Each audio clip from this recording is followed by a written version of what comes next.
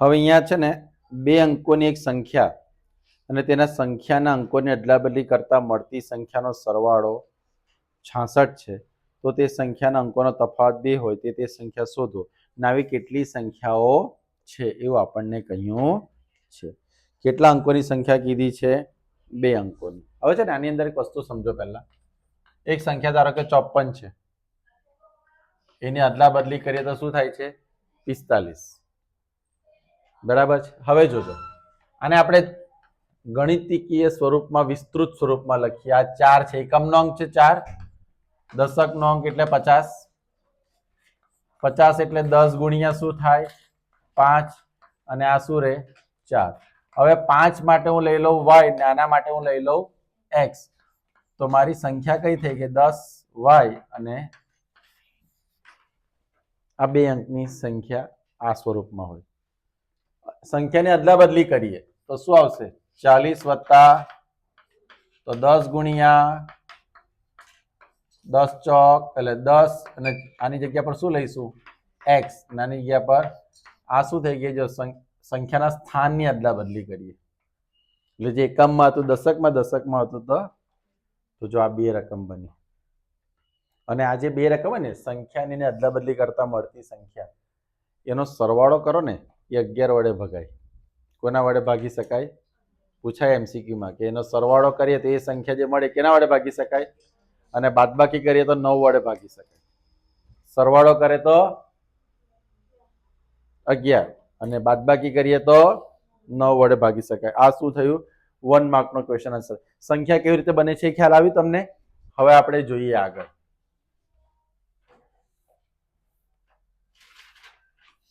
હવે એની અંદર તમારે ધારો કે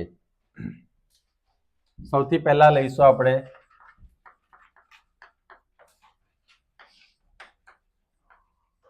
એકમનો અંક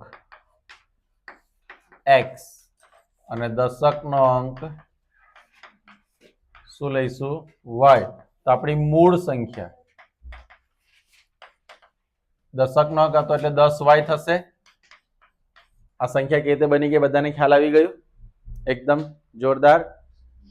પણ એમણે શું કીધું છે? બે સંખ્યાનો સરવાળો, સોરી, બે અંકોની એક સંખ્યા અને સંખ્યાને અંકોની અદલાબદલી કરતા મળતી સંખ્યાનો સરવાળો 66 છે અને અંકોનો તફાવત કે. હવે સંખ્યાની અદલાબદલી કરતા સંખ્યાની અદલાબદલી કરતા આપણને નવી સંખ્યા મળે. કઈ સંખ્યા મળે? તો નવી સંખ્યા કઈ છે? 10x વત્તા શું થશે? 10x વત્તા એમ કીધું કે આ બેનો તમે સરવાળો કરો. કયો વાળો?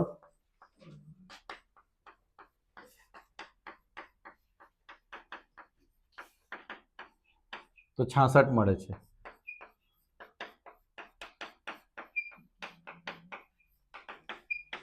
દસ એક્સ અને એક્સ કેટલા થશે? આ કેટલા થશે? બંનેમાંથી કોમન શું નીકળશે?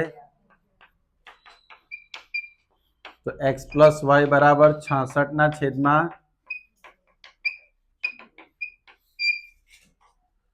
ઓકે. હવે બીજું કીધું છે કે સંખ્યાની બાદબાકી કરીએ. આપેલી સંખ્યાનો તફાવત 2 મળે છે. તફાવત શું મળે છે? હવે તમે x માઇનસ વાય બરાબર 2 લઈ શકો અને y માઇનસ એક્સ બરાબર 2 લઈ શકો. સર આવું કઈ રીતે લઈ શકાય? એવું નહીં. આપણને ખબર હોય ને x મોટો છે કે y મોટો છે એવું કઈ ખબર? તો કોનામાંથી કયું બાદ કરો ને હવે આપણને તમે એટલે હું શું કરીશ? તમને આ સોલ્વ કરાવીશ, તમારે આ જાતે સોલ્વ કરવાનું. બરાબર? એટલે જો પહેલા આ બે ને સોલ્વ કરવાનું, પછી આની સાથે કોને સોલ્વ કરશો? આને. ક્લિયર થાય છે? હવે જોઈએ કઈ રીતે. x પ્લસ y બરાબર 6. હું આ લઈ લઉં છું. ચાલો, y માઇનસ એક્સ બરાબર કેટલા છે? 2. તો ફરીથી x પ્લસ વાય બરાબર 6 માઇનસ એક્સ પ્લસ વાય બરાબર 2. શું કર્યું આપણે? એને રીઅરેન્જ કર્યું. x x ગયા, કેટલા આવ્યા? y બરાબર 8 ના છેદમાં તો y બરાબર શું આવ્યું? 4. હવે મારી પાસે કિંમત શું છે? x પ્લસ વાય બરાબર 6. 6 માઇનસ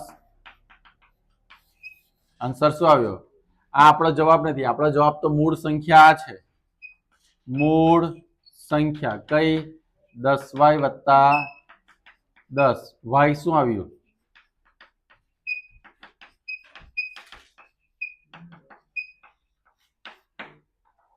તો જો 42 એના ઉલટા કરો શું થાય? 24 42 અને 24 નો સરવાળો શું થાય?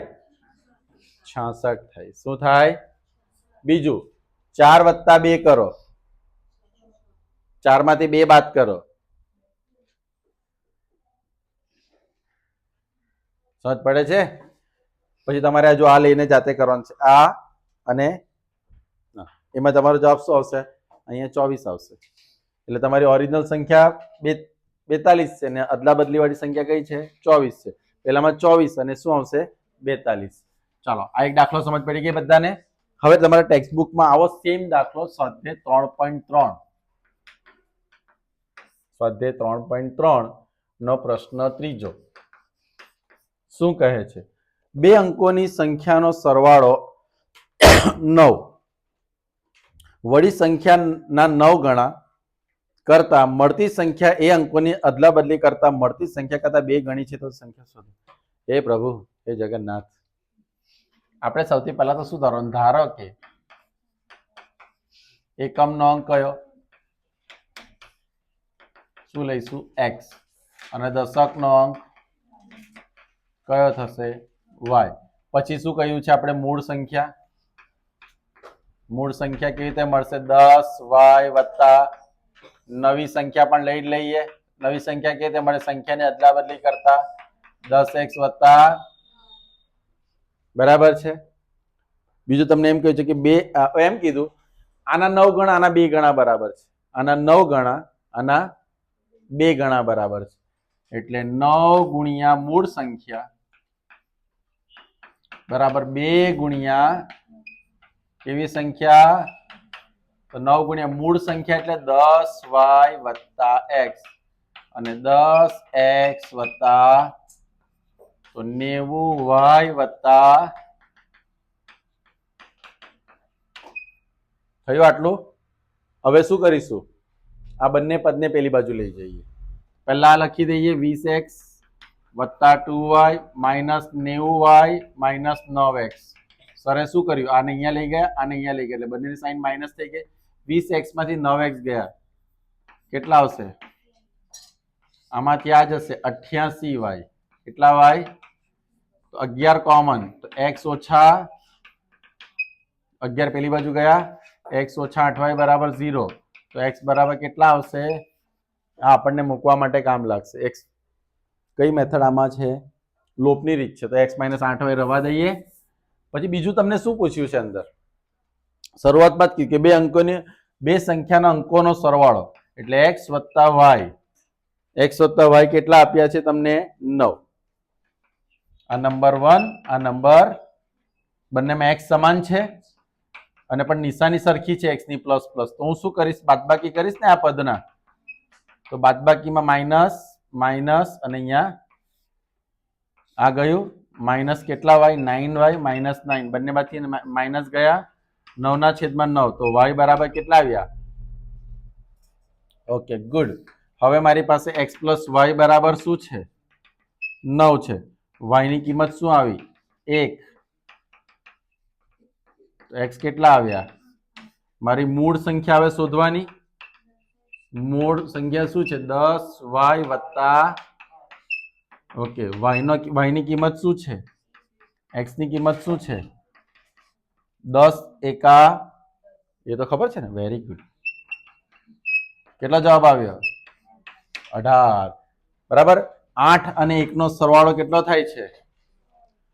18. 18 ના ઉલટા કેટલા થાય? 81.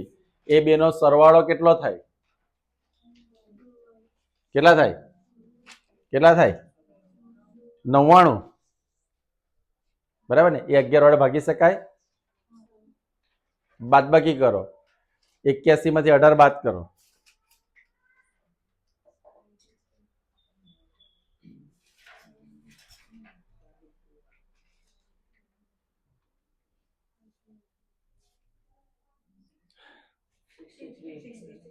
એ 9 વડે ભાગી શકાય?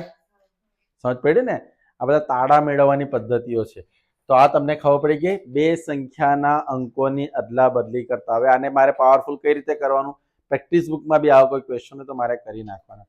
અલ્ટિમેટલી શું છે, એક્ઝામની અંદર તમને ફિયર્સ હોય, મને આ નહીં આવડે, મને આ એવું બોલ્યા કરશો. એના કરતાં આ મારે સોલ્વ કરવાનું છે, આ મને આવડવું જોઈએ.